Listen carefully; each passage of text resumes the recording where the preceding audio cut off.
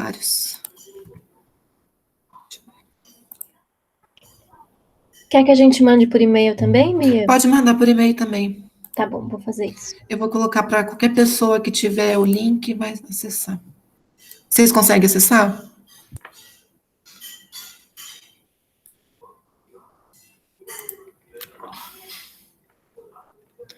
Ah, então tá bom. Conseguiram, né? Sim, aqui tá funcionando. Tá. Então, né, nessa, assim, obviamente, não vou falar, assim, só da psicanálise, né, agora, mas nesses autores, tem autores, autores que são, tanto, assim, inclusivos, assim, que respeitam a autonomia das pessoas trans na psicanálise, como aqueles mais normativos, assim, que tem uma visão mais corretiva e patologizadora, assim, né. Então, por exemplo, né, indicaria, assim, nomes brasileiros, o Pedro Ambra é interessante, eu gosto dele, a Márcia Aran, também interessante, a Patrícia Porchat, também é um nome muito interessante. Em inglês também tem os nomes que eu gosto, né, a Shanna Carlson, a Sheila Cavana, tem trabalhos muito legais, e a Patrícia Guerovitch, né, o Warren Gosling também, recomendo.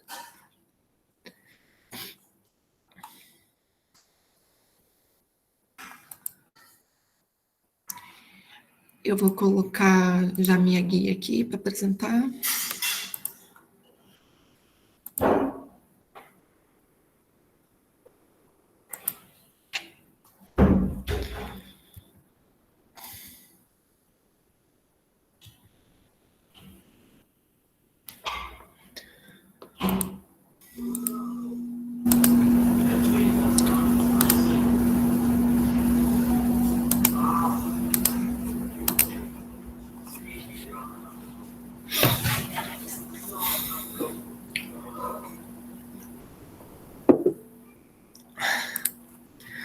Bom, então, antes de começar, queria saber se... Bom, esse já é o nosso último encontro, né? Queria saber se alguém tem alguma questão para comentar em relação às outras aulas que já foi colocado. Sim, passou rápido. Mas acho que já consegui falar bastante, né? Falar 2 horas, assim, né?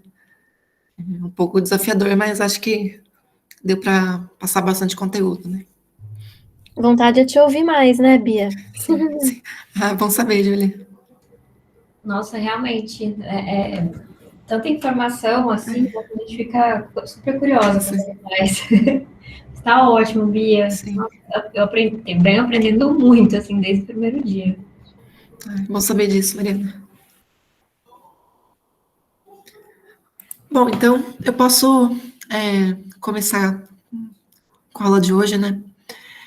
Ontem eu tinha comentado, né, sobre a questão já entrei na questão da patologização, né, falando o que eu entendo por patologização. Patologização é uma forma de compreender o acesso aos procedimentos de alteração corporal, acesso à saúde específicos de pessoas trans, muito baseado num diagnóstico, né.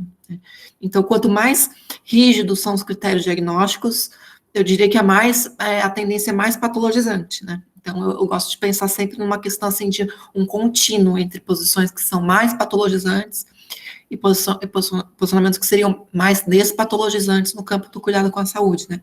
Quer dizer, não tem uma coisa de tudo ou nada, né? É uma coisa mais nuançada. Eu acho que compreender essa questão, a patologização e despatologização como um contínuo, ajuda a gente a nuançar mais essa questão, né?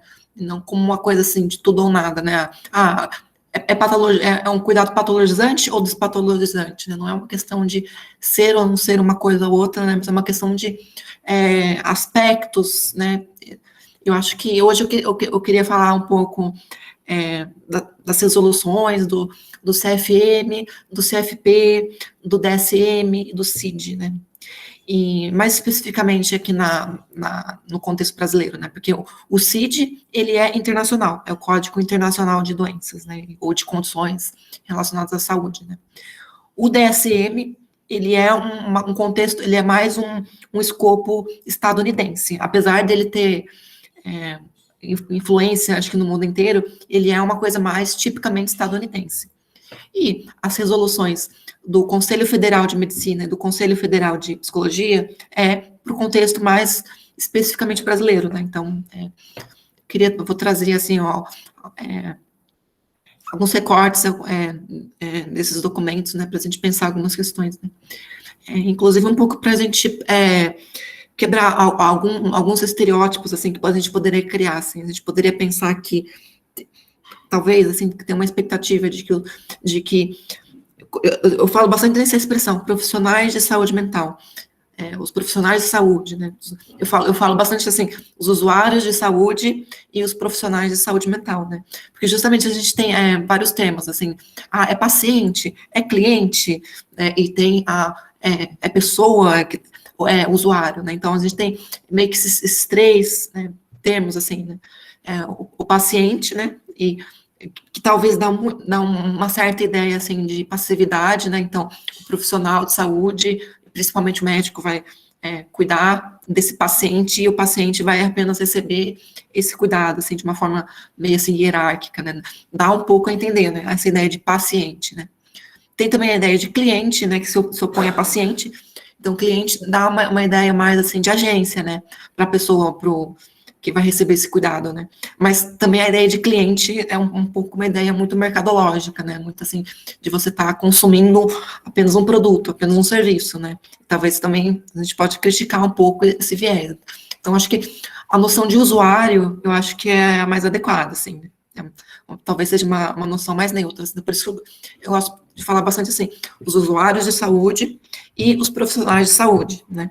E os profissionais de saúde, eles englobam médicos, psicólogos, né? Então, não são apenas médicos que são os profissionais de saúde, né?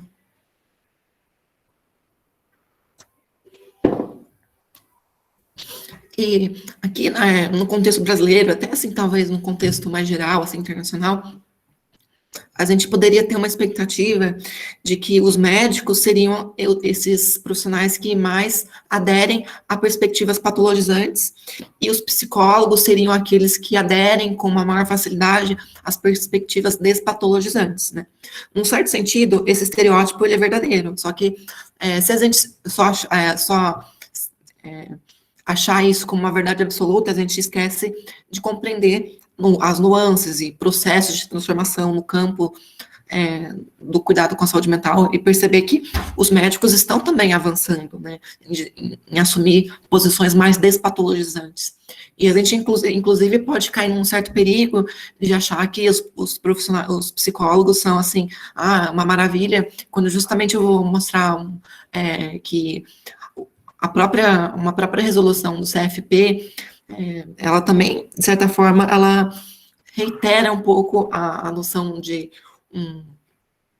das exigências que fazem da avaliação psicológica ou da psicoterapia como algo compulsório, como algo fundamental, obrigatório, né?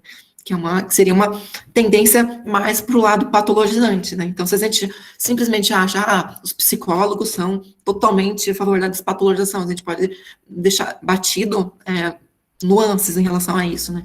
E se a gente falar simplesmente que os médicos são os profissionais ruins, muito patologizantes, a gente esquece de compreender os avanços que tiveram justamente com a resolução mais recente do CFM, né? Que, como eu vou mostrar, é uma resolução que foi nessa direção de despatologizar, né? Então é um pouco trazer essas considerações iniciais, assim, para a gente não cair em certos estereótipos, assim, né, do que é essa classe profissional de profissionais de saúde, né, para compreender que existem nuances, que existem complexidades, que existem contradições, e, inclusive, como eu comentei ontem, né, existem, inclusive, certas rixas entre essas classes profissionais que eu acho que eu vou mostrar um pouquinho, né, hoje, né. Bom, já tendo uma continuação, né, do gancho, né, de ontem, né, a gente pode pensar, o exercício do poder psiquiátrico ou psicológico reside na capacidade de incluir ou excluir vivências do rótulo da transexualidade, o que implica, em outras palavras, na ação de diagnosticar alguém. Modelos médicos com maiores tendências patologizantes projetam mais frequentemente a expectativa do cumprimento diagnóstico a partir das características que são consideradas mais prototipicamente femininas ou masculinas, né? E também, eu também acrescento que também o diagnóstico, um diagnóstico mais rígido, né? Ele se fundamenta ou na expectativa de que as pessoas trans tenham que expressar o gênero de uma forma mais prototipicamente com o gênero com que elas se identificam, né? Então, se uma mulher trans não é considerada suficientemente feminina pelos profissionais de saúde com um viés mais patologizante, eles vão ter uma tendência maior em deslegitimar a identidade dessa mulher trans, né? E também, como eu também comentei na aula passada, em relação o próprio sofrimento psíquico ser considerado como um critério diagnóstico. Então, se a gente está falando de perspectivas mais patologizantes, a gente considera que o critério fica mais rígido, então se espera que o sofrimento ou a disforia de gênero seja mais intensa para que a pessoa seja considerada como uma pessoa trans de verdade. O que, de certa forma, cria como expectativa ou como ideia, assim, a ideia de que se você não sofre o suficiente, você não é trans de verdade, né, o que pode ser problemático, porque justamente, como eu falei, né, pode excluir pessoas trans, né, do reconhecimento, do acesso a cuidados que, de fato, vão beneficiar elas, né. Tá. Acho que isso eu falei ontem, então, vou passar. Então, eu queria fazer, então, um histórico, né, as resoluções do CFM que determinaram, estipularam pela primeira vez os cuidados específicos em relação à cirurgia de redesignação sexual do CFM. Então, teve uma primeira resolução de 1997, né, que foi uma resolução, assim, bem patologizante, assim, bem nessa coisa de estabelecer critérios em relação a esse sofrimento extremo, né, então, como que essa resolução definiu o transexualismo, né, então, inclusive, isso mostra, né, não é transexualidade, é transexualismo, né, justamente dá sinal de que é uma perspectiva patologizante, usar esse termo ismo, né. Então, obedecerá, no mínimo, os critérios, né, critérios, justamente, quando a gente fala em critérios, né, critérios diagnósticos, né, a gente está falando de um olhar prescritivo, de um olhar possivelmente buscar excluir pessoas, né, então, o diagnóstico, ele tem muito essa função de só permitir o acesso a um grupo pequeno de pessoas trans que conseguiriam acessar os cuidados específicos, né. Então, desconforto com sexo anatômico natural, desejo expresso de eliminar os genitais, perder as características primárias e secundárias do próprio sexo e ganhar o sexo oposto, permanência desse distúrbio de forma contínua e consistente por no mínimo 2 anos, né, então, esse distúrbio, né, então, é uma qualificação, o transexualismo é qualificado como um distúrbio, ausência de outros transtornos mentais, então, se a pessoa trans tiver um outro transtorno mental, perceba que a linguagem já coloca, se eles falam que você não pode ter um outro transtorno mental, então quer dizer que a transexualidade é um transtorno mental, né?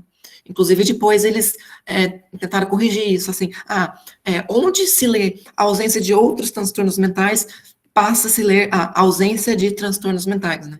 Então, e isso é bastante, assim, problemático, né? Porque transtornos mentais é uma caixa enorme de coisas, né? Então, quer dizer, a gente sabe, inclusive, depressão pode ser um transtorno mental, ansiedade pode ser um transtorno mental, então, é até, assim, meio paradoxal, né?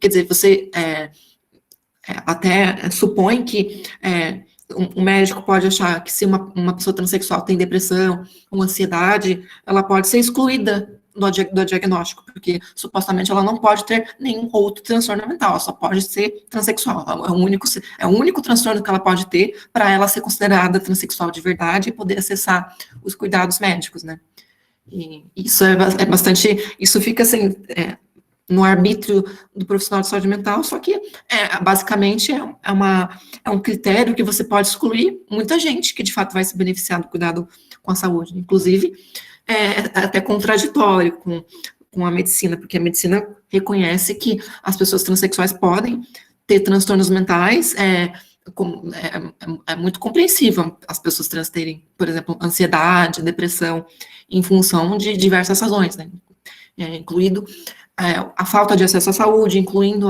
as inúmeras situações de vulnerabilidade social e discriminação, né? Então, percebo que é muito doido, né? Você colocar como critério diagnóstico da transexualidade a ausência de transtornos mentais, sendo que a própria medicina considera que existe uma correlação entre transtornos mentais e sofrimento psíquico com a transexualidade, né? Então, já começa a perceber que tem uma contradição aí, e justamente não é à toa que isso está aí, né? Justamente porque os primeiros modelos de cuidado patologizantes que foram criados, justamente tem essa ideia de que apenas um número extremamente pequeno de pessoas trans vai conseguir cumprir com esses critérios diagnósticos. Então, eles criam critérios diagnósticos justamente para excluir muitas pessoas e para que muitas pessoas não consigam ter o acesso às alterações corporais, né? Então, desde que foi publicada essa primeira resolução, né, que estabelece, mas assim, nem de tudo mal tem essa resolução, porque essa foi a primeira resolução, porque até então existia um limbo jurídico, inclusive os médicos poderiam ser processados, assim, de fazerem cirurgia de redesignação sexual. Então, essa resolução não é de todo mal, né, porque ela justamente, ela permite, ela estabelece os parâmetros para que os médicos possam oferecer esse cuidado para as pessoas trans, né. E desde 97, que essa primeira resolução foi publicada, foram sendo publicadas outras resoluções que iam corrigindo iam atualizando essa resolução, né? Então, resoluções posteriores, de até o ano de 2010, eles mantiveram a mesma linguagem patologizante e não incluíram a travestilidade, né? Então, mas o que mudava, por exemplo? As mudanças incidiam, às vezes, sobre a questão, por exemplo, do aspecto experimental das alterações corporais. Então, a partir ao longo do tempo, o processo, esses procedimentos deixaram de ser considerados experimentais, né, por exemplo, né, e passaram a incluir outros procedimentos, né, então, procedimentos em relação aos homens trans, eles foram incluídos um pouco depois, né. Mas até o ano de 2010, as resoluções, elas consideraram o paciente transexual. Olha como é definido a transexualidade, né? Como um portador de desvio psicológico permanente de identidade sexual, com rejeição do fenótipo e tendência à automutilação e ao autoextermínio. Né? Você definir as pessoas trans a partir da tendência ao autoextermínio, significa que, se uma pessoa trans não tem uma tendência ao autoextermínio, ela pode não ser considerada como uma pessoa trans de verdade, né? Então, percebe que como a definição de transexualidade, ela é definida a partir da ideia de que você tem que ter um sofrimento extremo em relação a isso, né? Se você não tem um sofrimento extremo, você não é considerado trans de verdade, né? Então, e até é meio paradoxal, né? Então, você não pode ter outros transtornos mentais, mas o único transtorno mental, que é a transexualidade, você tem que ter de forma extrema, que te leva ao autoextermínio, né? Bom, então, em 2019, uma resolução que teve em 2019, que foi publicada em 2020, dá uma mudança, assim, uma revolução na linguagem, né? Se vocês compararem as resoluções anteriores com a resolução de 2019, vocês vão ver que, assim, nitidamente, há uma mudança enorme dessa compreensão da transexualidade como um transtorno, dessa questão do critério de sofrimento intenso, né, e mudou, assim, da água para o vinho, né. Então, essa resolução de 2019, a gente tem que lembrar do CFM, o CFM é Conselho Federal de Medicina, então foram os médicos que publicaram uma resolução uma tendência muito mais despatologizante, né, em relação às resoluções que vinham até então, né. Então, por exemplo, não há mais critérios para a definição de transexualidade, né, mobiliza-se noções como singularidade, integralidade no acesso à saúde, né, as identidades trans não são categorizadas como transtornos mentais ou desvios psicológicos, né, e há a inclusão pela primeira vez da identidade travesti, né, dentre diversos outros avanços no cuidado com a saúde da população trans, né. Eu já escrevi sobre isso no transfeminismo, né, e em outro artigo também já fiz uma breve análise, né, sobre a resolução, né. Então, percebe nessa resolução, olha como é que eles definem as identidades trans, né. Compreende-se, e também a inclusão da palavra transgênero, né, que não vinha até então, né, era só a transexualidade, né. Então, eles falam, compreende-se por transgênero ou incongruência de gênero a não paridade entre identidade de gênero e o sexo ao nascimento, incluindo nesse grupo transexuais, travestis e outras expressões identitárias relacionadas à diversidade de gênero. Perceba que a definição é completamente outra, né? Não está definindo transexualismo. Se está falando sobre transgênero e se propõe justamente o reconhecimento de uma diversidade de identidades, né? Justamente, se você compreende uma diversidade de identidades, você está incluindo uma quantidade muito maior de pessoas no escopo, né, do cuidado com a saúde, né? Diferente com as definições anteriores, que era só transexualismo. Bia, Oi. e ela que eu percebo é bem progressista esse texto, porque na parte aqui, né, a não paridade entre identidade de gênero e o sexo ao nascimento. Não usa nem mais sexo biológico, Não, né? nem isso.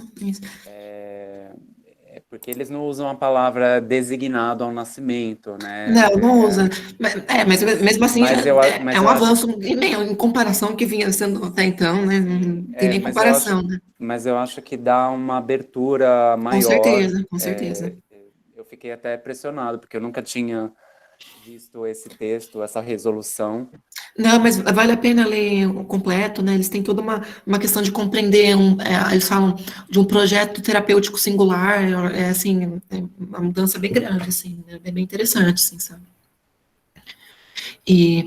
Mas uma coisa que, assim, pode dar um pouco, assim, não é que seja errado, né? Mas é toda aquela questão, né, eles vão dar a definição de travesti, né, no parágrafo 4º, né? Então, por exemplo, então, antes fala, consideram-se, por exemplo, mulheres transexuais aquelas nascidas com sexo masculino que se identificam como mulher. Daí ele dá um pouco uma quebrada no paralelismo quando vai definir a identidade de travesti, né? Então, considera-se travesti a pessoa que nasceu com um sexo, identifica-se e apresenta-se fenotipicamente no outro gênero, mas aceita a sua genitália, né? Então, perceba que no parágrafo anterior, ele não define a mulher transexual como aquela que não aceita a sua genitália. Mas olha como é curioso. Para definir a travesti, tem que falar da aceitação da genitália, né? Então, isso cria um certo, assim, um paradoxo, uma contradição, uma incoerência na definição, porque se uma mulher transexual não necessariamente rejeita a sua genitália, ela é necessariamente travesti, então percebe que a própria definição ela já permite, assim, uma intersecção entre mulher transexual e travesti. Mas a forma como se define, ela meio que quebra o paralelismo, né? A gente sabe que definir, assim, de uma forma aparentemente inequívoca, assim, a identidade travesti como aquela que aceita a sua genitália, como eu já falei, né? Um pouco problemático, assim, né? Mas, assim, por um outro lado, é super importante essa resolução incluir as pessoas trans, incluir pessoas trans que não queiram fazer a cirurgia de redesignação, nesse sentido é super importante e relevante essa inclusão. O que pode ser problematizado é associar só a inclusão achar que apenas pessoas travestis que não querem fazer a cirurgia de redesignação, né? Então, dá um pouco a entender isso, assim, sabe? E sendo que não tem que ser exatamente um critério para definir transexual e travesti a questão se você aceita ou não a genitália, ou se você quer ou não fazer a cirurgia de redesignação, né? Mas, assim, é claro que isso, assim, é um debate um pouco mais, assim, complexo, é um debate um pouco mais nuançado, assim, né? Você quer falar, Yala? Eu vejo que muito dessa diferenciação, dessa busca por uma diferenciação através de uma aceitação do próprio genital ou não, tem a ver com de ter uma asepsia do corpo da mulher trans, como essa ideia de que se ela se identifica como mulher, ela se reconhece como mulher, ela vai fazer a transição e só vai ter uma vida sexual quando ela fazer a cirurgia de redesignação sexual e essa relação sexual sempre vai ser com um homem cis hétero, né? Enquanto a travesti é jogada por esse lugar da poluição sexual, do perigoso, da prostituição. E aí, por isso que eu vejo que, como você trabalhou muito esse aval da medicina, né, uma cientificização da identidade da mulher trans, enquanto a travesti sempre foi colocada de escanteio, mas no lugar de fetichismo, né, Sim, sim, com certeza. até a ideia do travestismo como essa ideia de um homem que sente uma fantasia de se vestir como mulher para atender demandas sexuais, entendeu? Eu vejo muito isso como está impregnado, assim, porque... Sim, está impregnado. E mesmo nessa resolução, e quando a gente, essas resoluções trazem essas definições, isso acaba tendo, assim, uma certa herança um pouco desses sentidos, né, assim, né? Mesmo que seja relevante, é importante incluir a identidade travesti, é importante incluir a existência de pessoas que não queiram fazer a redesignação, ou pessoas que aceitam a genitália, mas perceba que a forma como isso aparece se associa sempre a travesti, né, e a mulher trans ou a mulher transexual é aquela... entra num viés de reconhecimento da legitimidade, da autenticidade daquele gênero, né, e da travesti sempre tem essa oposição, né? Sim, eu lembro muito quando eu fui tentar ir na UBS da Santa Cecília, dar entrada no processo para conseguir ter acesso aos hormônios de forma gratuita. Eu lembro que os exames, né, que é o protocolo que você tem que fazer hemograma, exame de testosterona, estradiol. Aí ela perguntou, tinha uma ginecologista treinando também, né? E aí ela perguntou como eu me identificava, eu falei que me identificava como travesti. Ela falou, nossa, que estranho, as travestis não vêm muito aqui, só as mulheres trans. Então eu acho que a partir da minha experiência eu pude analisar uma questão estrutural e que está estruturada de que a travesti é sempre vista como esse lugar mais pobre, é sempre visto como um lugar de classe, um lugar racializado como pessoas pretas, né? E que elas não vão porque elas não querem passar esse constrangimento, elas não querem ter que lidar com esse estigma, sendo que elas já fazem a autoanálise, né, do que elas querem, Sim. né? Então eu vejo muito isso, assim, sabe?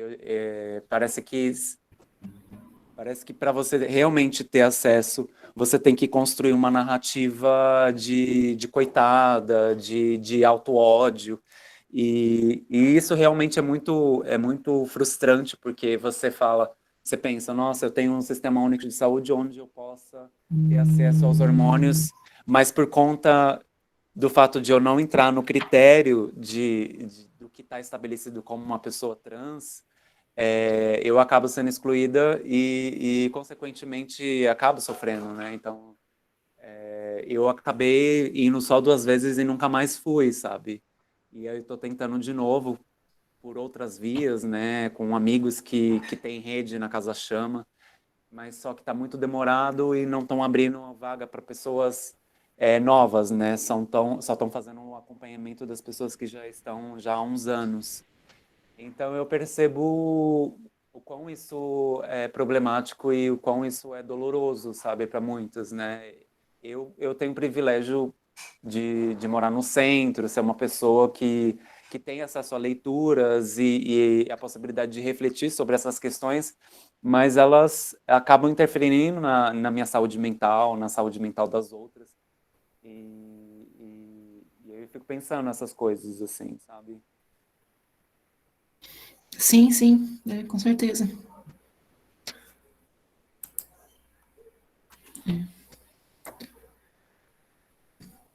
Bom, eu vou passar aqui então, deixa eu Pode ver. passar, tá? Pode continuar. Um outro trecho, né, da resolução, né, do CFM de 2019, né. Agora eu queria falar um pouco das tensões, assim, que gerou um pouco essa resolução.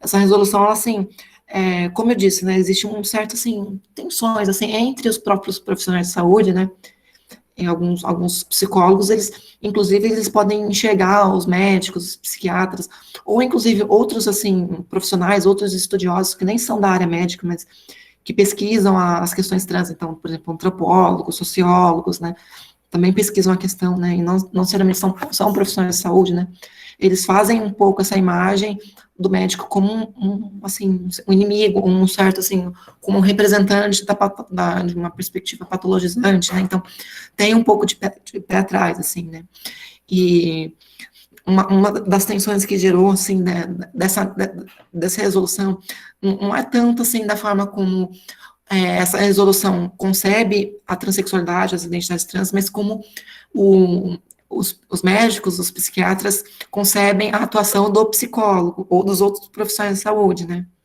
Então, isso acho que gerou uma certa tensão, né? Porque, olha o trechinho a seguir, né? Então, ali ele fala, né? O psiquiatra, inserido na equipe multiprofissional e interdisciplinar, responsável por acompanhar a criança, deve-se ater a observar, orientar, esclarecer e formular diagnóstico de psicoterapia, quando indicada, assegurando o desenvolvimento da criança com diagnóstico de incongruência de gênero, né? Isso para falar especificamente da questão das crianças, né? Mas também pensando em questões de adolescentes e adultos, né? Então, em outro trecho eles falam assim, né? O acompanhamento psiquiátrico será realizado por médico psiquiatra, integrante da equipe multiprofissional. Caberá a ele formular diagnóstico, identificar morbidades, realizar diagnósticos diferenciais, prescrever medicamentos e indicar e executar psicoterapia, se necessário. Eu grifei isso em vermelho, porque perceba que não fica muito claro, até então, nas outras resoluções, tinha a descrição da equipe multiprofissional, né, dessa tal equipe multiprofissional, que incluía, as resoluções do CFM incluíam explicitamente psicólogos. Nessa resolução de 2019, você vai ver que não tem a palavra psicólogo, não consta em nenhum momento da resolução, né? Então, a resolução fala que existem outros profissionais, só que não cita psicólogo, né?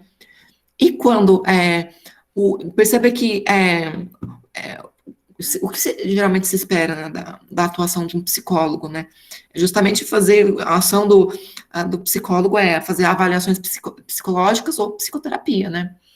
Então, qual é a atuação exemplar do psicólogo no processo, né, do tal processo transexualizador do SUS, né, é executar a psicoterapia. Mas perceba que nessa resolução do CFM, a indicação, então, quem determina se uma pessoa trans deve ou não fazer psicoterapia, quem sabe ou não é o médico, né? E isso, inclusive, quebra um pouco com o que vinha sendo preconizado anteriormente, porque até então as resoluções, as portarias do Ministério da Saúde, elas pressupunham que a psicoterapia era um estágio obrigatório para a pessoa que queria acessar os procedimentos de alteração corporal. E daí aparece o CFM e dá a entender que a psicoterapia, ela não é obrigatória. E além de não ser obrigatória, quem determina se ela é indicada ou não é o médico. Então, o médico está se colocando nessa posição de determinar se a psicoterapia é indicada, e, inclusive, de executar a psicoterapia. Os médicos, os psiquiatras podem fazer. De fato, a psicoterapia, ela não é uma prática exclusiva do psicólogo, né? Mas, até então, o que a gente não imagina tanto um médico fazendo psicoterapia, a gente imagina, assim, o protótipo da categoria, quem vai fazer a psicoterapia? Geralmente é o psicólogo, e geralmente o psiquiatra vai fazer uma avaliação mais breve, né? Porque psicoterapia inclusive eu vou pesquisar isso, assim, as definições assim, exatas, mas a psicoterapia, ela dá a entender que pode ser um processo mais longo, né? Enquanto que a avaliação psiquiatra, a avaliação psicológica é uma coisa mais que talvez seja mais breve, mais localizada, né? E psicoterapia é um procedimento mais amplo, que geralmente é mais longo, ao longo do tempo, né? Então, é bastante curioso, assim, a forma como várias coisas mudaram em relação às pessoas, a forma como o CFM compreendia as pessoas trans, mas mudou a forma também como o CFM formulou essa relação com os outros profissionais de saúde, né? Então, de certa forma, essa resolução ficou mais médico-cêntrica, né? O CFM só falou a respeito dos médicos, inclusive, assim, falou sobre questões que a gente esperava que seriam incumbência mais do psicólogo, né? E, inclusive, os psicólogos podem ver isso, assim, de uma certa forma, que os médicos estão roubando o que seria de uma atribuição que seria do psicólogo, né? Mas perceba que isso, essas tensões, elas são tensões entre os profissionais de saúde.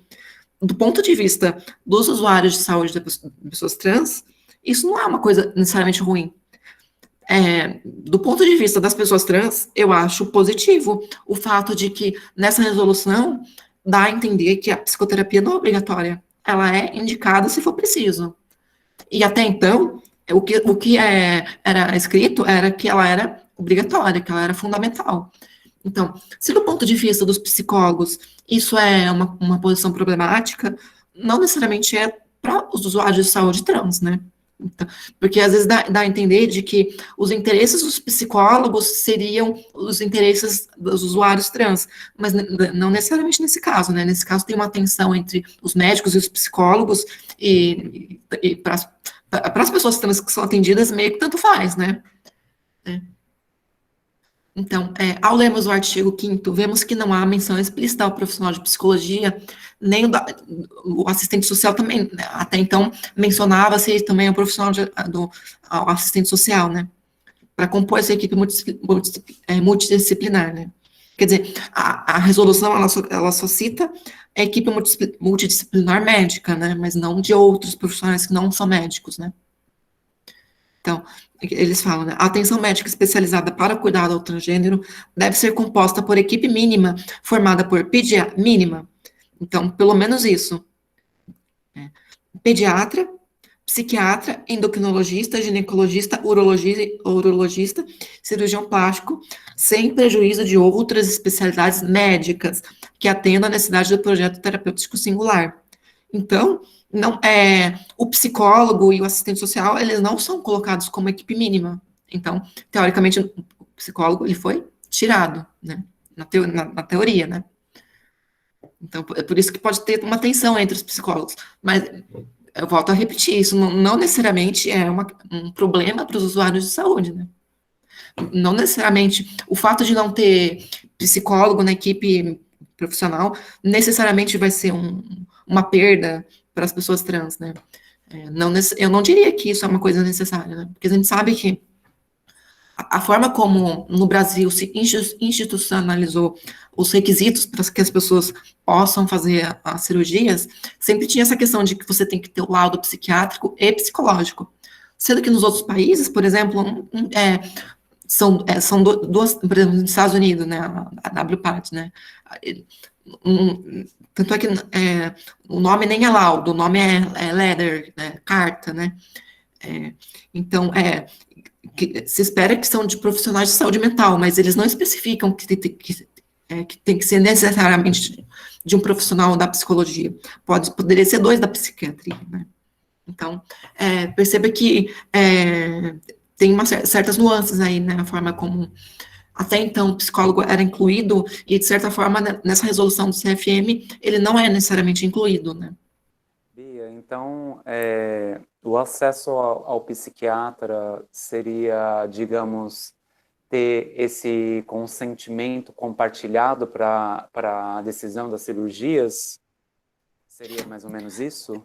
Sim, então, percebe, até então, como que era escrito anteriormente, né? Tinha a equipe multidisciplinar continha explicitamente os psicólogos, e a partir dessa resolução do CFM, dá brecha para que o psicólogo deixe de ser essencial.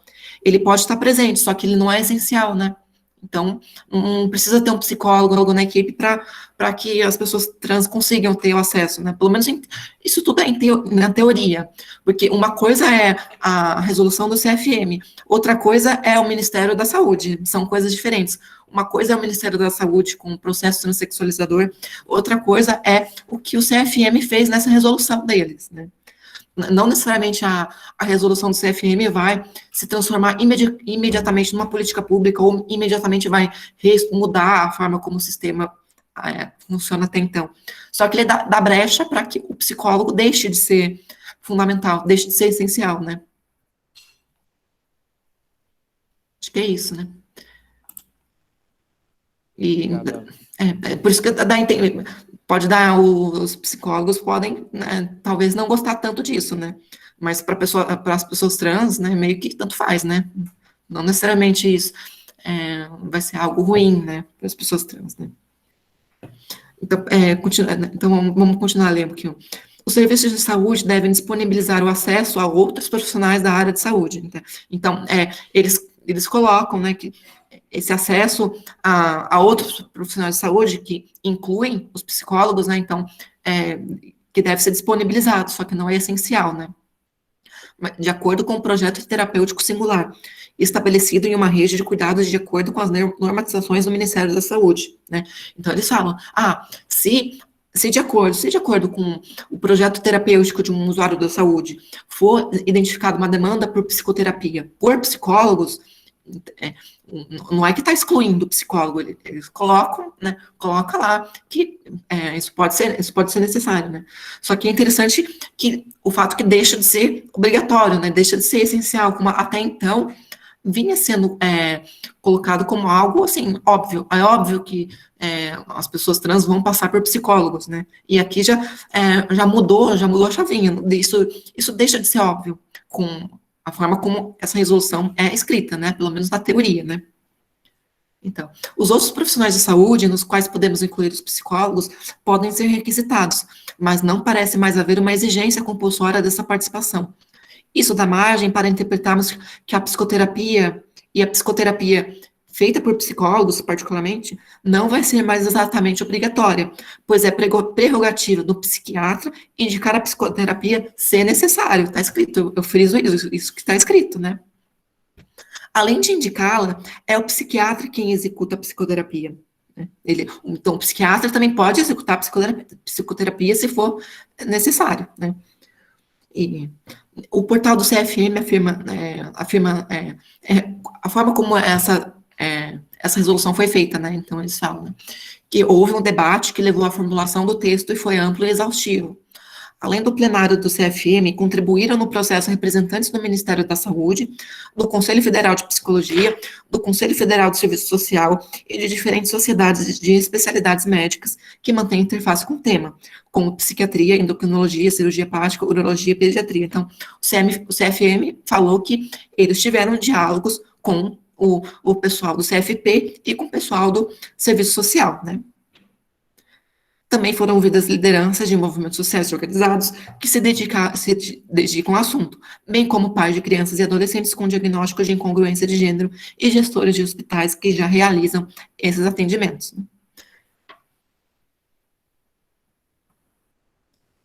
Então agora eu queria voltar um pouco mais no tempo, né? Eu queria ler para vocês a nota. Então, antes dessa resolução do CFM, eu queria ler para vocês a nota do CFP, né, de 2013. Perceba que 2013 pode parecer não tão longe, mas a gente vai ver que, na verdade, 2013 tem coisas, assim, que para hoje a gente pode ver que estão até um pouco desatualizadas, né. Eu vou compartilhar para vocês a tela da nota, calma aí.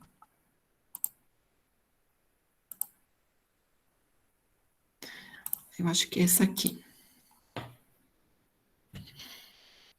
Apareceu, né? Então, essa aqui foi em 2013, o CFP, que é o Conselho Federal de Psicologia, né? Eles fizeram uma nota técnica sobre o processo transexualizador e demais formas de assistência às pessoas trans, né? Meio que contextualizando, né? se insere essa nota, né? Os profissionais de psicologia, eles foram, eles meio que são incluídos, né, nessa equipe multidisciplinar, né? E muitas vezes, eles nem pensam exatamente como é que deve ser a atuação do psicólogo nessa equipe multidisciplinar.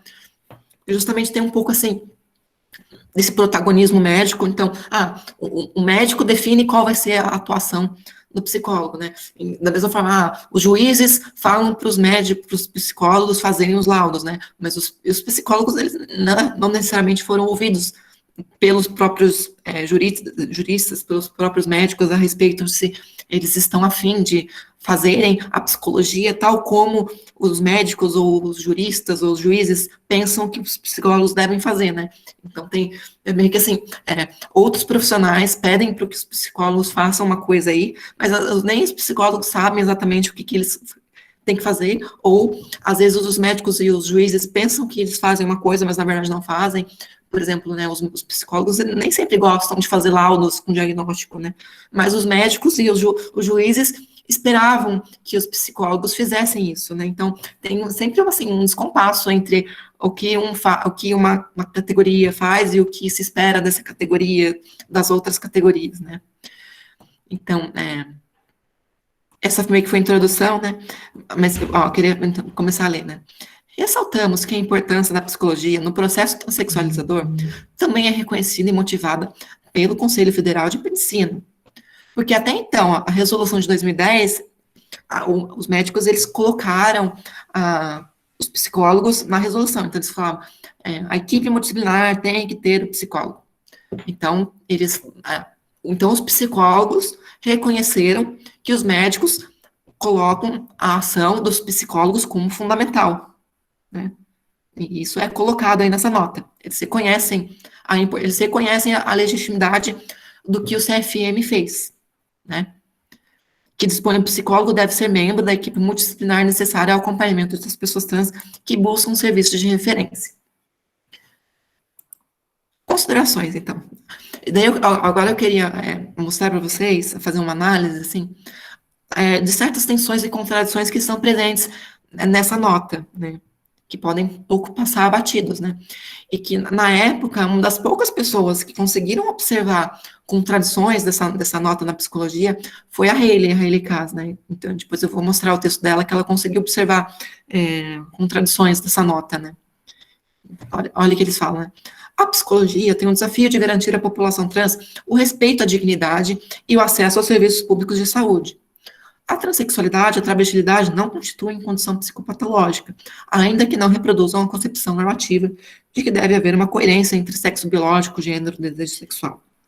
Na portaria do Ministério da Saúde, blá, blá, blá, a psicoterapia é requerida, consistindo no acompanhamento do usuário no processo de elaboração de sua condição de sofrimento pessoal e social, antes e após a tomada de decisão da cirurgia de transgenitalização e demais alterações somáticas. O processo psicoterapêutico não se restringe, portanto, à tomada de decisão sobre as cirurgias de transgenitalização e demais maneiras de modificação corporal. Então, aqui a gente estava nessa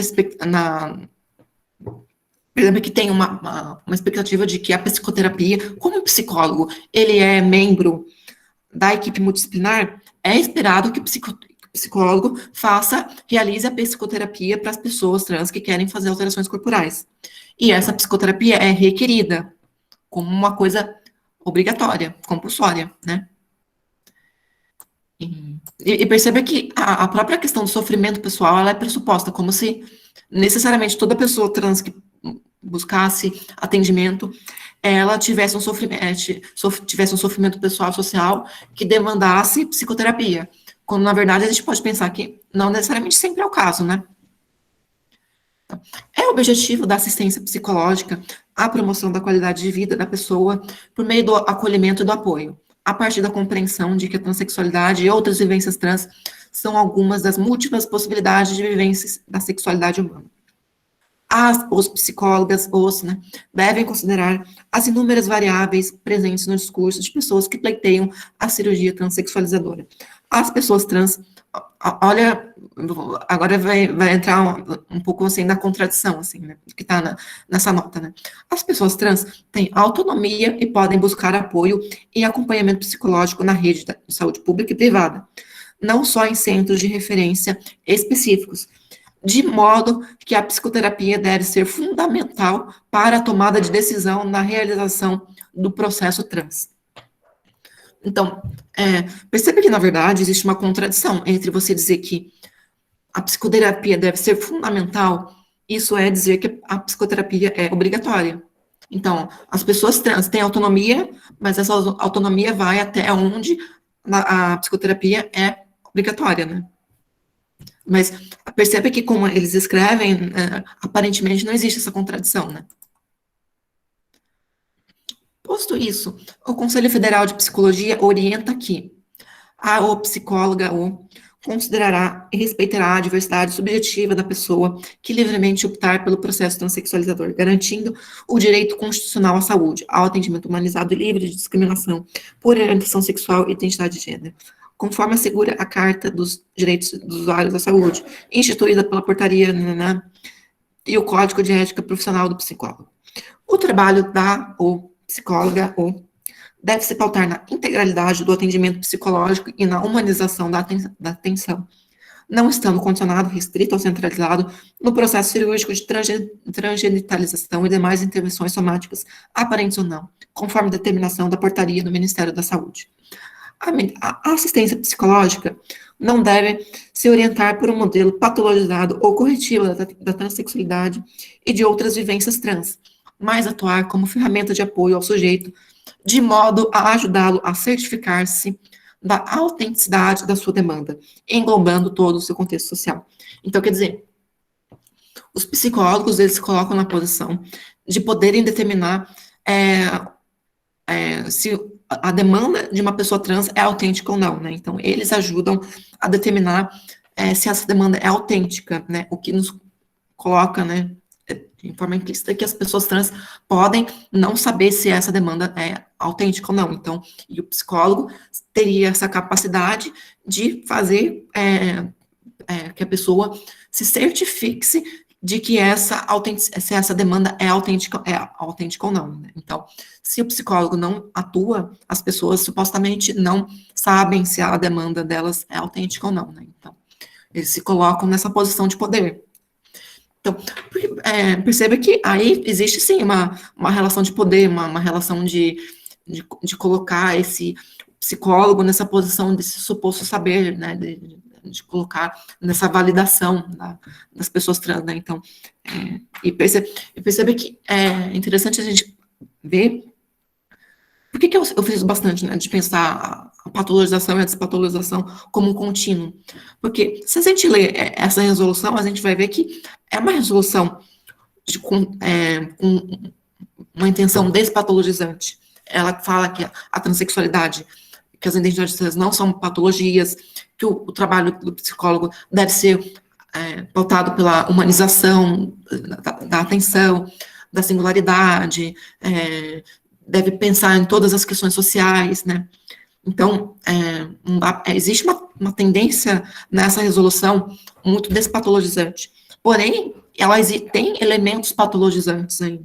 Não é 100% despatologizantes, porque ela coloca o profissional de saúde nesse local de realizar essa psicoterapia obrigatória como fundamental, como capaz de fazer com que a pessoa se certifique da autenticidade da própria demanda, né? Então, ela se coloca nessa posição de poder, que é típica de posicionamentos mais patologizantes, né? Então, perceba que como não tem uma questão tão binária, assim, ou é uma questão só patologizante ou só despatologizante, são elementos que estão de forma mesmo que complexa e contraditória nesse documento, né?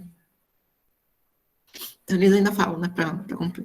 É o objetivo da assistência psicológica, a promoção da autonomia da pessoa, a partir de informações sobre a diversidade de gênero, esclarecimentos sobre os benefícios e riscos dos procedimentos de modificação corporal e social. O sujeito deve ter clareza de que a atenção é singular e flexível e que o projeto terapêutico pode ser modificado de acordo com as necessidades de cada um.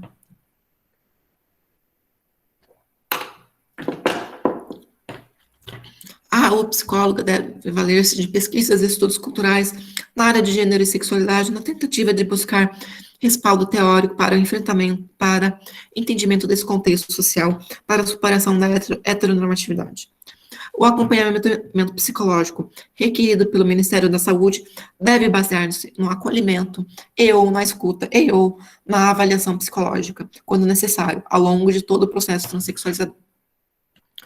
No processo de avaliação psicológica, aspectos não correlatos à vivência trans e ao processo transexualizador, como traumas, transtornos alimentares, dimórficos, corporais e quaisquer características de desordens psíquicas, precisam ser devidamente consideradas com a finalidade de promoção da saúde do sujeito. O termo de consentimento informado deve ser um instrumento de esclarecimento ao usuário no serviço público ou privado. A assinatura do termo pelo usuário não exime o profissional ou o serviço de responsabilidade em relação à sua prática. Então, eu queria, também mostrar para vocês, na época, 2013, né, o texto da Haley, que eu acho que ela vai no ponto. Ela fala, né? Apareceu para vocês, né? Imagino que já apareceu, né? Sobre a nota do CFP. Patologização das identidades trans e a compulsoriedade da psicoterapia no processo transexualizador. Uma nota técnica do CFP, chamada Nota Técnica sobre o Processo Transexualizador e demais formas de assistência às pessoas trans, foi publicada no site do CFP. A nota, no geral, faz alusão ao caráter humano em relação ao atendimento de pessoas trans e dá orientações aos psicólogas, no que diz respeito ao processo transexualizador. Contudo, no esforço de promover uma política de humanização do processo transexualizador, o CFP se contradiz em vários pontos, especialmente em relação à posição da patologização e compulsoriedade da psicoterapia no processo transexualizador. Na parte de considerações, item 2, a nota claramente descarta as vivências trans como patologias, né? Então, transexualidade e travestilidade não constituem condição psicopatológica, ainda que não reproduzam a concepção normativa de que deve haver uma coerência entre sexo biológico, gênero e desejo sexual. Até aí, temos um saldo positivo. O CFP reconhece que a transexualidade e a travestilidade não constituem condição psicopatológica, o que não quer dizer, contudo, que o CFP defenda a despatologização das identidades trans. Logo abaixo, no item 3, temos o primeiro problema. Na portaria do Ministério da Saúde, a psicoterapia é requerida, consistindo no acompanhamento do usuário no processo de elaboração, né? Então, aquilo que já li, né? Então, dela comenta, né? Como vemos, o CFP alude à portaria do Ministério da Saúde como argumento para a requisição da psicoterapia. E o que consiste dessa requisição é o fato de que a psicoterapia deve ser abrangida à tomada de decisão sobre cirurgias de transgenitalização e demais maneiras de modificação corporal, fazendo com que haja obrigatoriedade dessa psicoterapia em todo o processo transexualizador. Essa ideia é reforçada no item 3 da parte orientações. A assistência psicológica não deve se orientar por um modelo patologizado ou corretivo da transexualidade e de outras vivências trans, mas atuar como ferramenta de apoio ao sujeito, de modo a ajudá-lo a certificar-se da autenticidade de sua demanda, englobando todo o contexto social. Enquanto o CFP reconhece que a transexualidade e travestilidade não configuram patologia, estabelece orientações que contradizem tal reconhecimento. Se não existe patologia, por que o psicólogo tem que fazer a pessoa se certificar da autenticidade de sua demanda? O que seria essa certificação autêntica? Que critérios o psicólogo irá usar para determinar tal autenticidade, né? Nada disso é explicitado, obviamente, né? Também é curioso, como a nota menciona, o tempo todo o termo autonomia, enquanto diz, no entanto, que a psicoterapia é fundamental e requisito, conforme a portaria do Ministério da Saúde, para o processo transexualizador, né? Então, percebe que a nota ela não textualiza a questão da autonomia e da questão da obrigatoriedade como questões que contradizem, né? Ela não usa, por exemplo, articuladores argumentativos, assim, de apesar de, né? Ela menciona como se fossem coisas, assim, em sintonia, né? Como se você respeita a autonomia e se você quer manter a obrigatoriedade da psicoterapia, na verdade, são coisas assim que se você textualiza, você usaria marcadores de adversativas, né? No entanto, mais, né? Mas na nota técnica não aparece, né? E aqui ele aparece, né? Mostra essas contradições, né? Na nota não se textualiza como uma contradição, né? Mas a gente interpretando, né? A partir de uma outra posição, observa que existe uma contradição aí, né? Entre uma coisa e outra, né? O CFP considera fundamental a psicoterapia. A nota não fala em aconselhável ou preferível, ou mesmo muito importante. Ela poderia usar outros termos em vez de falar fundamental, né? A nota explicitamente diz é fundamental, né? Fundamental é imprescindível, é compulsória, né? Não há autonomia em um processo onde as pessoas trans não podem escolher se desejam ou não submeter a psicoterapia. Dessa forma, o CFP troca 6 por meia dúzia e mantém a psicoterapia compulsória, somente pela qual as pessoas trans terão acesso às modificações corporais de atendimento médico que desejam para suas vivências trans.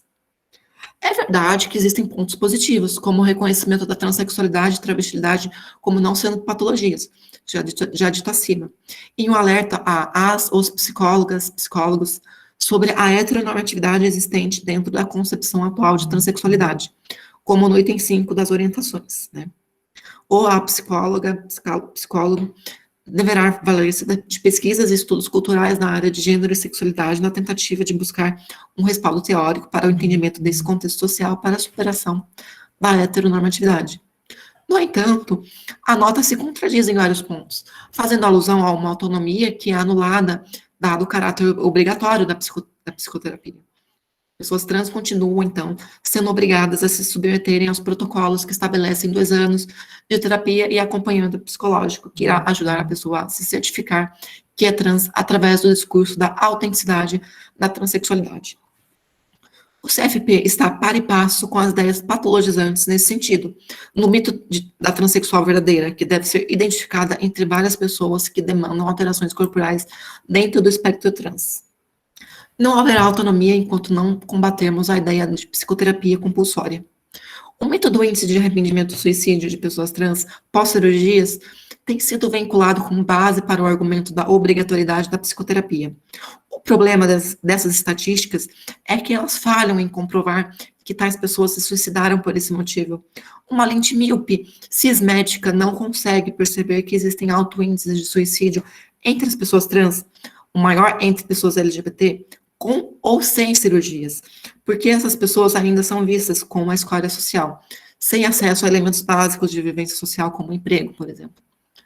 De toda a sigla LGBT, pessoas trans têm um maior índice de pobreza e em situação de rua. Além disso, o índice de arrependimento, que nem sempre configura em suicídio, é infinitamente baixo em relação ao número de modificações corporais consideradas satisfatórias pelas pessoas trans. E ainda mais, se formos comparar com o índice de arrependimento de outras cirurgias irreversíveis, a CRS está bem abaixo. Está abaixo, inclusive, de índices de risco de óbito por causa da cirurgia. A cirurgia bariátrica tem um índice muito maior, por exemplo. Por que isso é ignorado? Porque ainda persiste o mito de arrependimento, suicídio, caso não haja tal certificação de que uma pessoa é transexual verdadeira, entre aspas, né? Porque só a CRS é considerada irreversível, enquanto outras cirurgias são também irreversíveis, e, inclusive, alteram a vida da pessoa completamente, né, como a própria cirurgia bariátrica. Só as pessoas trans precisam ser submetidas ao escrutínio de gênero. Só nossos desejos necessitam ser analisados pela psiquiatria. Somos ainda vistos e vistas como exóticos, exóticas, como exceções, como algo extraordinário. Os trânsitos de gênero ainda são vistos como anormalidade, como algo a ser certificado por ser contra a natureza. Não há liberdade de viver-se como dos outro gênero, e demandar alterações corporais sem o carimbo da psicoterapia atestando tal liberdade. Vivemos, então, num paradoxo da autonomia, como diria Butler. Nossa liberdade de modificar nosso corpo está submetida à certificação, à nossa autenticidade pelas autoridades de gênero, os psicólogos, que irão nos garantir a certeza de nossos desejos, né? Supostamente garantir, né? Porque é muito curioso pensar como é que o profissional psicólogo, né, pode ter tanta certeza, assim, dele conseguir fazer isso, né? Deixa eu voltar, então, para os slides. Alguém pensou em alguma coisa? Se alguém quiser comentar alguma coisa, pode falar.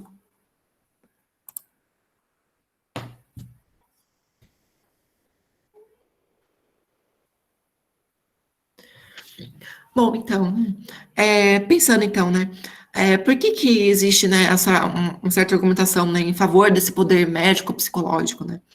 Então, existe a ideia, pelo menos em tese, né, de que se se cria um modelo de cuidado com as pessoas trans baseados em critérios diagnósticos não rígidos, ou assim, inclusive a ausência de qualquer critério diagnóstico, né, como nos modelos de consentimento informado, né, as pessoas podem pensar que que esse modelo corre, em tese, um maior risco de incluir indivíduos que não se beneficiariam dos cuidados específicos para a transição de gênero, né? O que poderia, em tese, aumentar os casos de arrependimento decorrente da destransição, por exemplo, né? No entanto, não existem evidências científicas que de fato mostrem que os modelos de consentimento informado dos patologizantes possuem taxas mais altas de arrependimento do que os modelos patologizantes, né? Ao contrário, ao longo dos anos, o cuidado com a população trans em diversos países tem progressivamente adotado abordagens que trazem uma maior autonomia para os usuários de saúde, sem que isso implicasse em taxas mais elevadas de arrependimento, né? Quer dizer, as taxas de arrependimento se mantiveram igualmente baixas. A gente aumentou a autonomia das pessoas trans, só que isso não acompanhou proporcionalmente de um aumento de arrependimento. O arrependimento continuou extremamente baixo, né? Então, quer dizer que os critérios diagnósticos que eram rígidos até então, eles só estavam lá para atrapalhar, né? As perspectivas com uma maior tendência despatologizante utilizam-se com mais frequência noções como saúde integral, assistência médica centrada no paciente, pessoa, usuário, né? Modelos de tomada de decisão compartilhadas, né? E modelos de cuidado com a saúde com base nos direitos humanos, né? Enfatizando a importância do consentimento informado para o acesso a alterações corporais. Essas tendências, portanto, associam-se mais fortemente com a adesão a um modelo de cuidado mais individualizado, com maior participação das pessoas trans no processo de decisão e com múltiplas opções. Em função disso, as perspectivas favoráveis à despatologização frequentemente frisam a importância do reconhecimento da diversidade das narrativas e identidades transgêneras.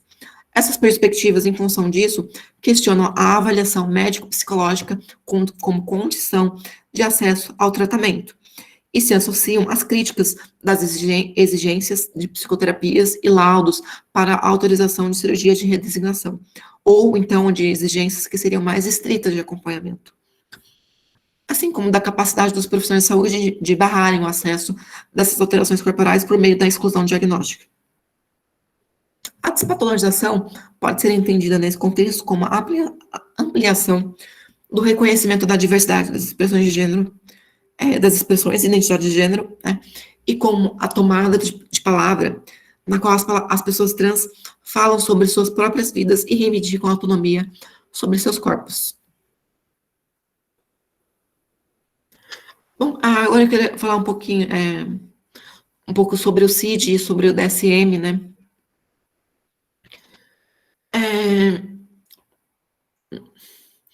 Os manuais diagnósticos, né, como o CID e o DSM, eles determinam, além de determinarem a forma como os profissionais de saúde constroem e entendem os transtornos mentais, eles também influenciam a compreensão do público em geral a respeito de noções como normalidade, diferença e sofrimento psíquico, né, orientando os formuladores de políticas públicas, né, comissários de saúde, advogados e empresas de seguro médico, né.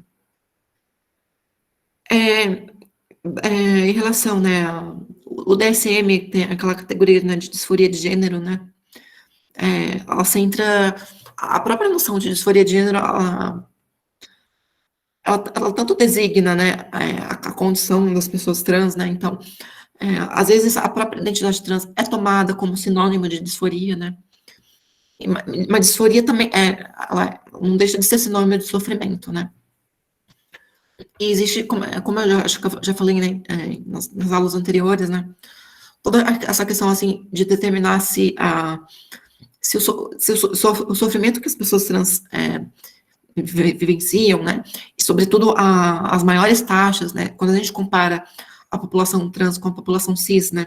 E a gente vê maiores taxas de sofrimento psíquico, né? Como sintomas de transtornos de depressão, ansiedade, né? Então, a gente vê esses números mais altos, né? As pessoas sempre podem se perguntar, né? Se essas taxas mais altas de sofrimento, elas decorrem das situações de exclusão social, ou se elas decorrem da própria condição das pessoas trans, da própria identidade trans em si mesma, né? Ou se é das duas coisas, né? E esse debate, ele é, assim, tem uma importância, né? Porque, por exemplo, é importante a gente reconhecer que grande parte do sofrimento psíquico que as pessoas trans estão expostas decorre das situações de vulnerabilidade social, né? Justamente para a gente visibilizar a importância da gente lutar por políticas públicas que abordem e enfrentem essas situações de discriminação e exclusão, né? Então, é muito importante a gente ter essa compreensão, né, de que muito do sofrimento psíquico, sim, decorre dessas experiências de discriminação social, né, de fatores sociais, né. Mas, por exemplo, né, existem discursos muito problemáticos que vão justamente questionar o acesso às alterações corporais pelo fato de que, sim, então, o sofrimento é algo puramente social, então a gente tem que simplesmente abordar a sociedade, mudar a sociedade para que as pessoas trans não tenham disforia de gênero e não demandem alterações corporais, né? O que é um raciocínio completamente diferente, né? O fato da gente abordar situações de discriminação social não vai implicar no fato de que as pessoas trans deixem de reivindicar as alterações corporais, né? Então, não é porque a gente luta para que as pessoas trans sejam incluídas na sociedade que a gente vai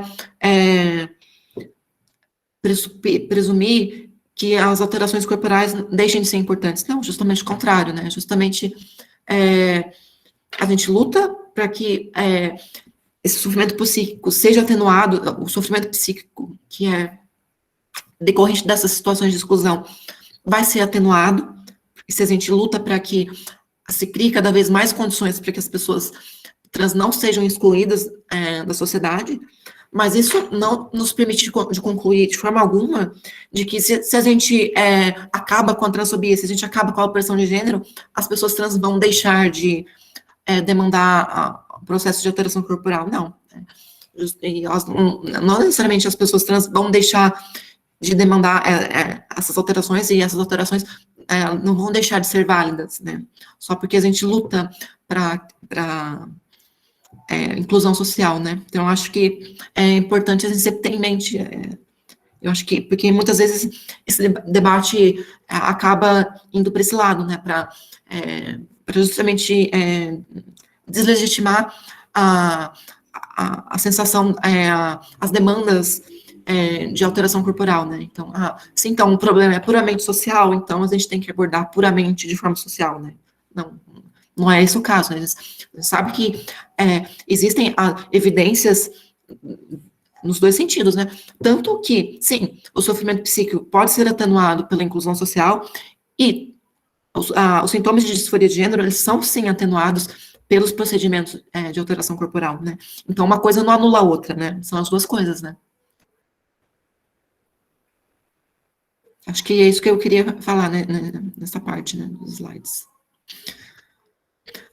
E eu também queria falar, então, sobre o CID, né, ICD é o CID, né, que é o Catálogo Internacional de Doenças, né, ele mudou, né, o CID, mais recente teve o CID-11, né, o CID-11 ele vai ser vigente em breve, né, o CID-10, ele patologizava o que era a categoria de transexualismo como um transtorno mental, né, então perceba que transexualismo estava categorizada no CID, né, como transtorno de comportamento, com transtornos mentais, né?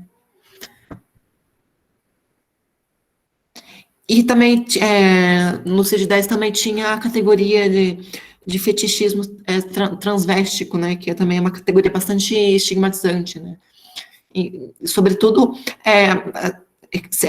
as pessoas podem apontar que uma coisa não tem a ver com a outra, né, porque, inclusive, o próprio diagnóstico de transexualismo no CID-10, ele falava, e também exclui o fetichismo transvéstico, uma coisa você tem que excluir a outra. Só que o próprio CID-10, ele reconhece que, mais, sobretudo o DSM-5, ele reconhece que, no caso das mulheres translésbicas, tinha uma sobreposição das duas coisas, né? Um pouco dessa ideia do fetichismo transvéstico pela ideia da autoginefilia, né? Que é uma teoria específica do Ray Blanchard, né? Sobre a suposta causa da identidade transfeminina das mulheres translésbicas, que seria uma forma, uma parafilia, né?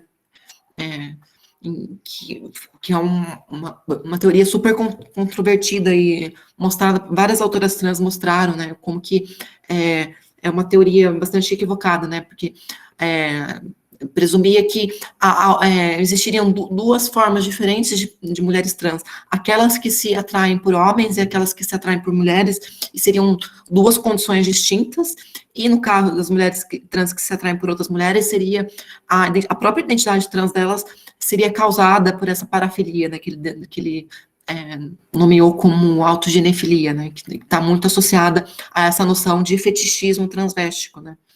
E muitas autoras trans, né, principalmente no contexto estadunidense, mostraram como essa teoria é estigmatizante e equivocada, né, porque se a gente for usar os mesmos critérios que eles usaram para categorizar as mulheres translésbicas como autogenefílicas, né, que seria a parafilia de você se excitar com a sua própria imagem enquanto mulher, se a gente usasse os mesmos critérios para as mulheres cis, grande parte das mulheres cis também seriam também teriam essa condição, né? E a teoria dele diz que isso seria uma condição apenas das mulheres translésbicas, né? Mas se a gente usa os mesmos critérios, mostra que, na verdade, as próprias mulheres cis também teriam esse diagnóstico, né? E, inclusive, muitas mulheres trans lésbicas falando que a teoria não dava conta de descrever a sexualidade das próprias pessoas bissexuais, que era estigmatizante, e os defensores da teoria do Blanchard falaram, é que vocês estão mentindo, é que vocês não são pessoas confiáveis, né? Então, também, as próprias críticas à teorização, elas são desqualificadas como essas pessoas trans são mentirosas, elas estão mentindo, né? O que mostra, na verdade, que essa teoria, ela é infalciável, né? Então, as críticas, elas são automaticamente desqualificadas como se as mulheres translésbicas estariam mentindo, né? E o que é bastante contraditório, porque a única fonte de informação pelo qual essa noção de autogenefilia foi feita foi a partir dos relatos das mulheres translésbicas, né? Então, quer dizer, alguns relatos são verdadeiros, mas os relatos de um monte de outras mulheres translésbicas são desqualificados porque eles contrariam a teoria, né? E se a sua teoria não dá conta de ser falseável, ela é infalciável, né? Então, ela inclusive, não está no campo da ciência, né?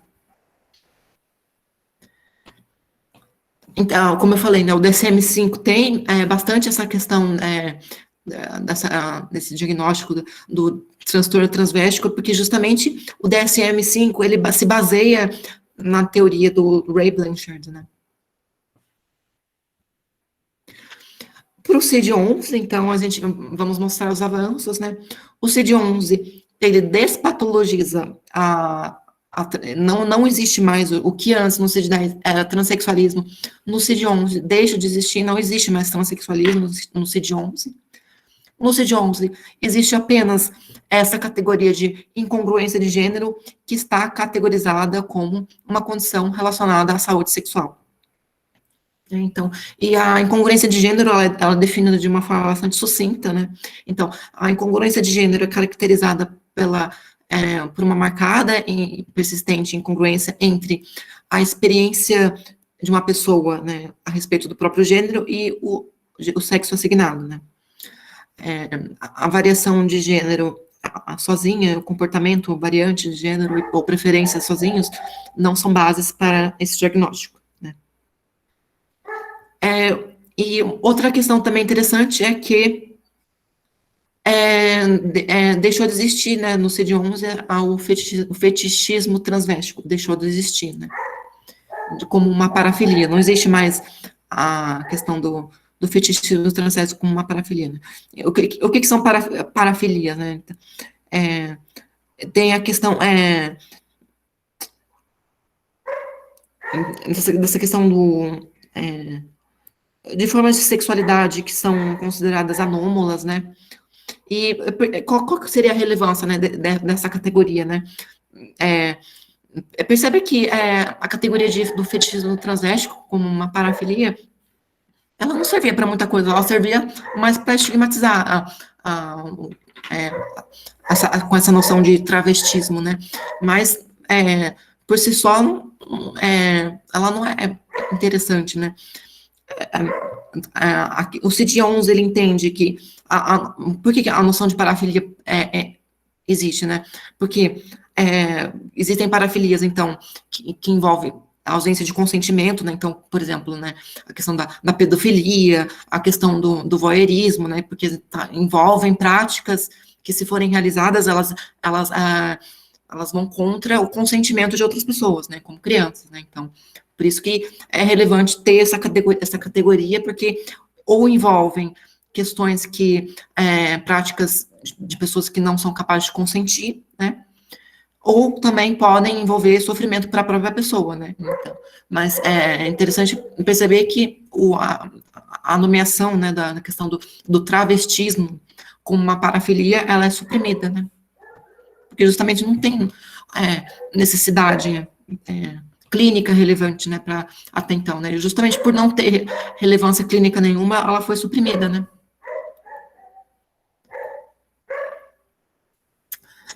O DSM-5, né, ele também,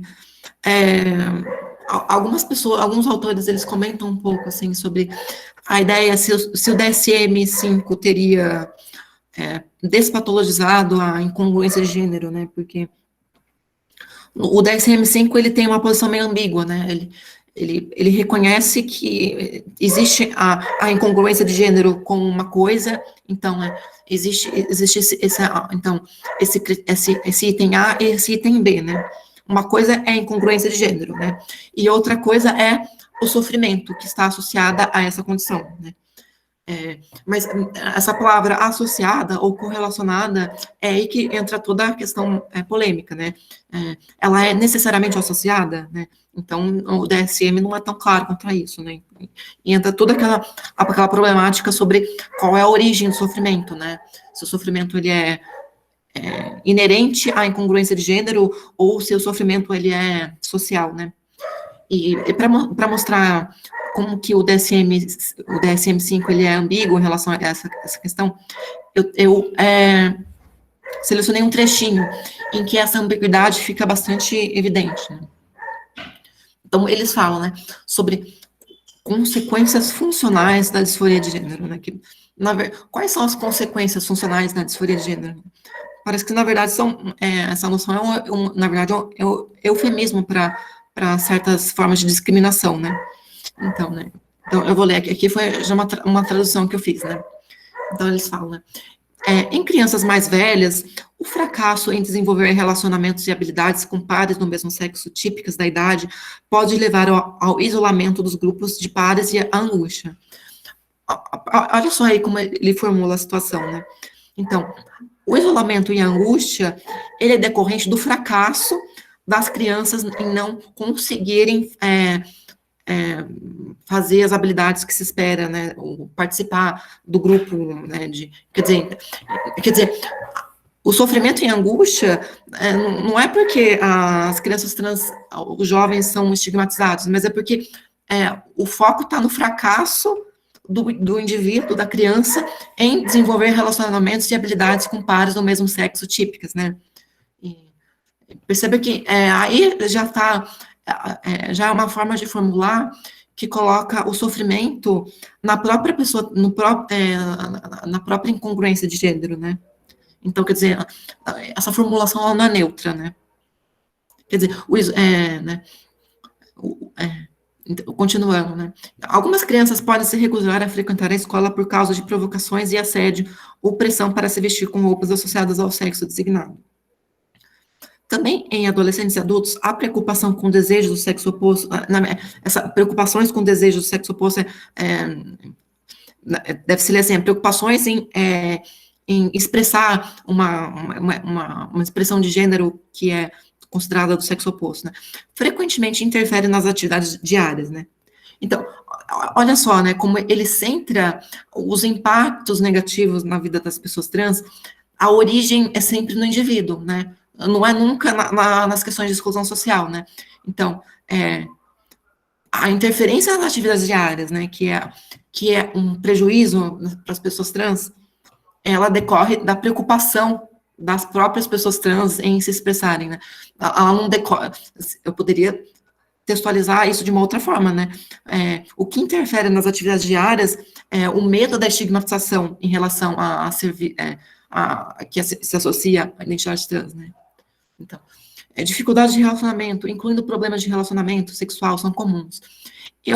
São comuns, né? Como se tem essa ideia, né, do DSM, ele apenas descreve coisas. Então, o DSM, ele se diz ateórico, né? Supostamente ateórico, porque o que é essa noção de ateórico para o DSM? Ele não fazer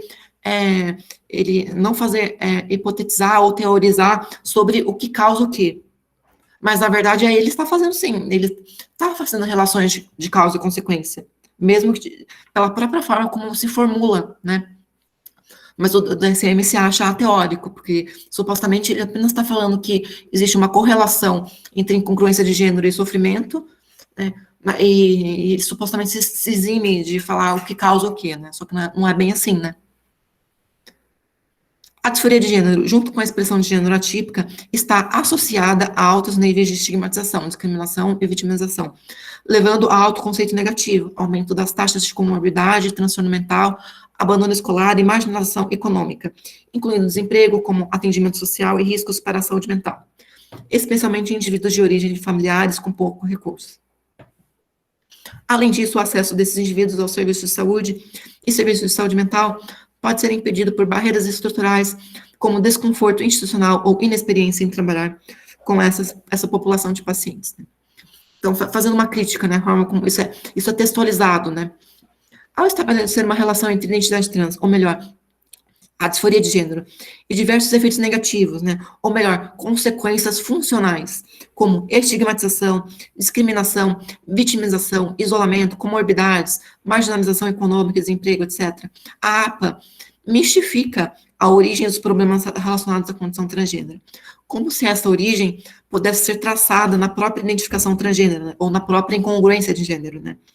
Porque ele fala que está correlacionado. Só que esse correlacionado, na verdade, ele está deslizando para uma relação de causalidade, né? E a forma como você textualiza essa relação de causalidade, ela é muito importante, né? Então, ela assume essa posição, né, de traçar todos esses problemas na própria incongruência de gênero, né? Ao invés de incidir sobre as estruturas de opressão, desigualdade e injustiça social. Essa maneira de formular a questão acaba naturalizando as ideologias que justificam as discriminações de pessoas transgêneras na sociedade. Não se trata aqui de uma perspectiva descritiva ou ateórica, como os autores do manual reivindicam. As relações de causalidade, elas são tecidas, mesmo que de maneira velada ou implícita, né? Eu também faço uma crítica num texto, né, que está nesse livro aqui, ó, Relações de Gênero e Escutas Clínicas, né? Também tem essa noção de riscos e benefícios, eu faço uma crítica, né, essa noção, né? Essa noção de que a transição de gênero tem um risco social, né, para as pessoas que... Né, como se as pessoas trans tivessem a possibilidade de escolher ou não estarem expostas a esses riscos ou benefícios, né, da transição de gênero, né. E para a gente avançar nessa noção do que é do que são essas exclusões de gênero, essas exclusões que as pessoas trans passam, e a relação com o sofrimento mental, eu recomendo esse modelo teórico de estresse de minoria, né, que eu acho que é um modelo teórico que dá conta, de fato, de compreender essas relações, né. Bom, então, já meio que estou terminando, né, esse é o último slide, né. Aqui eu trago dois trechinhos que eu analisei num artigo que eu espero que esteja na próxima coletânea do grupo de pesquisa que eu faço parte, né, Mulheres em Discurso, né. Eu analiso dois trechinhos, assim, de momentos temporais diferentes, né, um de 1969, né, e um outro de 2010, né. Então, que ele fala, né? Ao longo dos anos, os psiquiatras tentaram repetidamente tratar essas pessoas, as pessoas trans, sem cirurgia, e a conclusão inevitável é que a psicoterapia não resolveu o problema até agora, né? Então, eu analisei esse enunciado, né, esse trechinho, né, bem pensando a questão dos pressupostos que estão aqui, né? Então, o pressuposto é que a psicoterapia, ela tem o objetivo principal, o primário da psicoterapia é dissuadir a pessoa trans de fazer alteração corporal, né? E a alteração corporal, então, ela é vista e significada como o último recurso, né? E já passando no tempo, né, em 2010, inclusive esse artigo, né, ele serviu de embasamento para o DSM-5, que foi publicado em 2013, né? E justamente essa ideia que ele fala, o sofrimento, qual seria a relevância do diagnóstico de disforia de gênero, né? Então, eles falam, né, o sofrimento deve ser forte, de modo a excluir aqueles indivíduos com variação de gênero para os quais não é disruptiva ou que pode estruturar uma identidade em torno da resistência ou não conformidade de gênero sem precisar de intervenção. Então, aqui tem essa relação que ele estabelece entre intervenção, que são as alterações corporais, e sofrimento, né? Então, tem essa ideia de que a intervenção, os procedimentos de alteração corporal, eles só se justificam se o sofrimento da pessoa trans é forte o suficiente, né? Então, tem toda aquela coisa que eu já falei, né? Sobre essa ideia do critério do sofrimento, né? Que tem que ser suficientemente forte, né? Que inclusive, pode ter o risco de excluir pessoas trans que não sofreriam de forma suficientemente, né? Bom, então é isso, né? Mas é curioso, inclusive, pontuar que existe essa ideia, né, de que se a gente se a gente permite apenas que as pessoas trans que tenham um sofrimento suficientemente forte e exclui aquelas que não teriam um sofrimento suficientemente forte, dá a impressão de que a gente está evitando arrependimento, né? Mas, na verdade, não existe, de fato, nem um estudo que comprove isso, né? É uma relação que se supõe ser verdadeira, mas ninguém investiga, de fato, se isso é verdadeiro ou não, né? De que, como se, para que exista uma menor chance de arrependimento, você tem que sofrer o suficiente, né? Como se isso fosse um indicador de um menor risco de arrependimento, né? Isso é simplesmente uma relação que é suposta, como se fosse verdade, né? Mas, na verdade, ninguém investiga, né? Para conferir se isso é verdade ou não, né? Mas é uma coisa suposta, né? Como se fosse uma coisa lógica, supor, né? Mas não é exatamente tão lógico assim, né? Justamente porque as pessoas trans estão começando a pensar essa questão de que esse sofrimento não tem que ser necessariamente forte dessa forma como os médicos ou os profissionais de saúde esperam, né? Bom, então, esse foi o meu último slide, e queria saber se vocês têm considerações. Essa já é o nosso último encontro, né? Aqui o comentário da Lavínia, né? A socióloga Berenice Bento também questiona essa pretensa neutralidade nos manuais da DSM no ensaio publicado no livro Transviados. Recomendo, sim, a leitura desse texto, sim. Berenice Bento também é uma autora bastante importante, assim, para criticar esse olhar patologizante, né? Bia, eu lembro que nos primeiros textos a Berenice Bento não usava o conceito de cisgênero.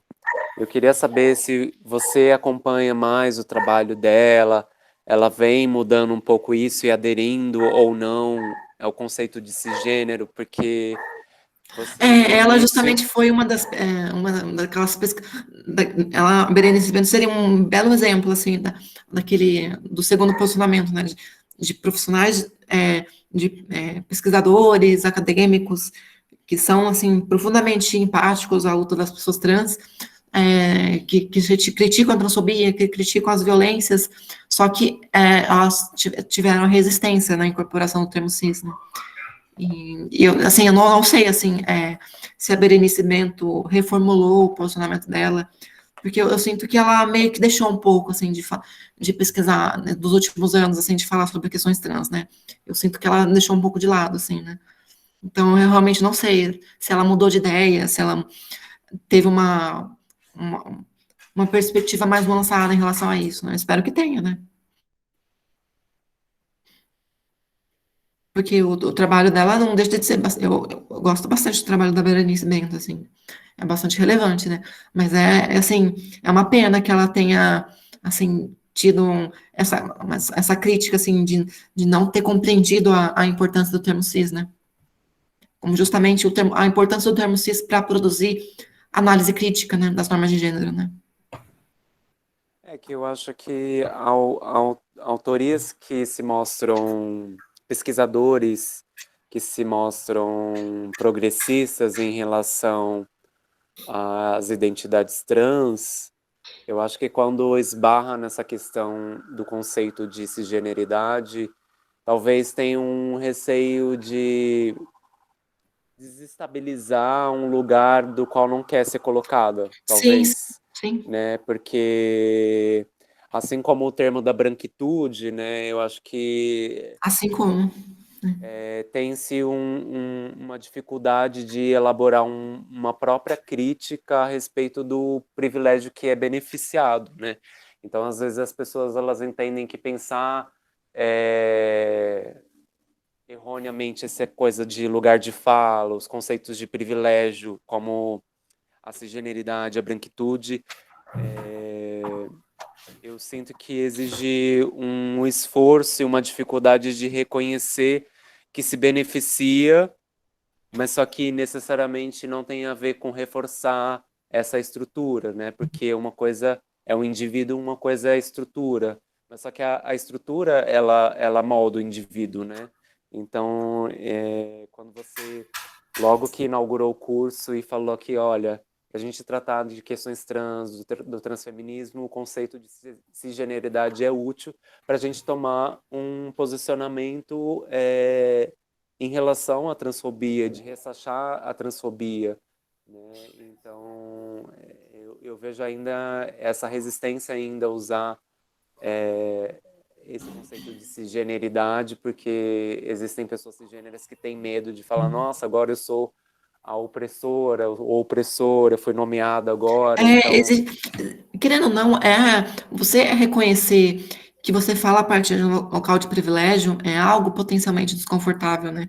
Ainda mais quando esse local de privilégio, ele nunca foi pensado de uma forma tão explícita. Ele é justamente tão implicitado, né? Essa generalidade é tão implicitada como algo que ninguém consegue ver, né? E quando as pessoas elas são interpeladas pelas próprias pessoas trans, de que elas ocupam esse local, né? É um pouco assim, no primeiro momento, dá uma estranheza, né? Eu vejo que tem uma questão que eu acho que também depender de pessoas trans para elaborar uma crítica sobre a própria cisgeneridade, esperar sempre de pessoas trans um posicionamento para refletir sobre o privilégio cis, eu acho que recai também numa responsabilização das pessoas trans, né? Recai de novo aí numa É meio manutenção. cruel, né? Assim, porque eu espero que as próprias pessoas sejam capazes, né, de uma forma autorreflexiva, compreender esse local. E só as pessoas trans que têm que apontar, que têm que criticamente falar, ó, pessoa cis, reflete aí, né? É um pouco, né?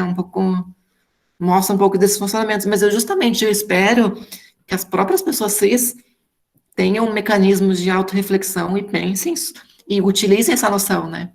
Justamente para pensar que as pessoas cis não buscar políticas de aliança. Eu não estou... que às vezes as pessoas podem achar que eu estou falando das pessoas cis para meio que rechaçar a participação delas, ou apenas para apontar, ou para denunciar, ou para criticar. Não, eu estou falando que elas são pessoas cis, mas para trazer elas para a discussão, não para excluir elas, ou para falar como se elas fossem a priori inimigas da nossa causa. Não, eu quero constituir com as pessoas cis políticas de aliança, né? Sim, sim, sim, tem a ver com isso, e porque para mim desde do começo, desde que eu comecei a ter acesso ao transfeminismo, e foi através da página de você e da Hayley, né, de construir o site Transfeminismo, né, então já acompanho mais ou menos uns 10 anos Ah, que bom! o trabalho de vocês, então eu sempre vi a forma como vocês comunicam e elaboram o material e pensam o transfeminismo é justamente uma questão de trabalhar esses cruzamentos que possam elaborar alianças, novas alianças, né? E não uma coisa de sectária. Sim, exatamente. Então, eu fico muito feliz com essa sua proposta do curso. Eu me sinto muito grata de estar aqui e poder ouvir um pouco do teu trabalho, das tuas abordagens, enfim, é só isso. Obrigada, Yala, muito bom saber disso. E arrasou nos seus comentários ao longo do curso inteiro, nossa, foram muito bons. E, bom, eu acho que eu posso compartilhar com vocês os slides, né? Deixa eu colocar aqui. Se quiser, Bia, eu posso mandar por e-mail também.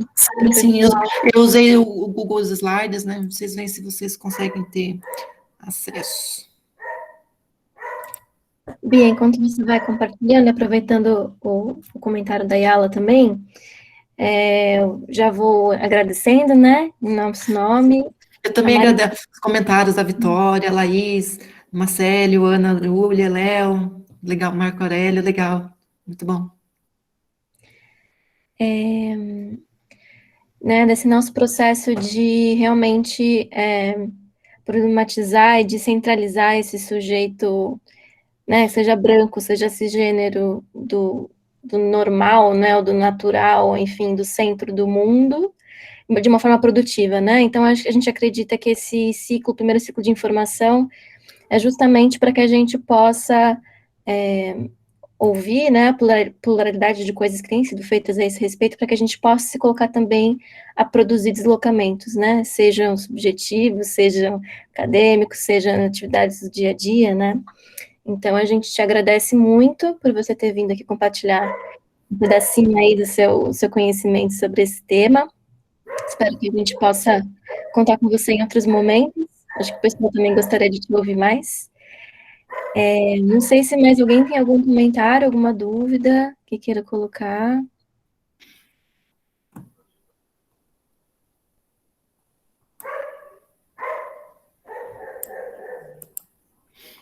O comentário da Lavínia, né, ela falou: sou uma mulher cis e estou usando a noção de cisgeneridade para pensar a violência de gênero transfóbica, utilizando bibliografias majoritariamente de pessoas trans brasileiras, na ideia de trazer elementos críticos e reflexivos para a educação que ajudam a pensar agências das pessoas cisgêneras na reprodução da violência transfóbica. Espero poder contribuir com o debate. Assim que estiver pronto, compartilharei no grupo Estudos Queer. Ah, que legal, Lavínia. Muito bom saber disso. Sim, muito bom. E quem mais tiver depois produções ou textos ou coisas que queira compartilhar com esse grupo aqui do mini curso, é só mandar para a gente, para o nosso e-mail, que a gente compartilha com todos. Bem?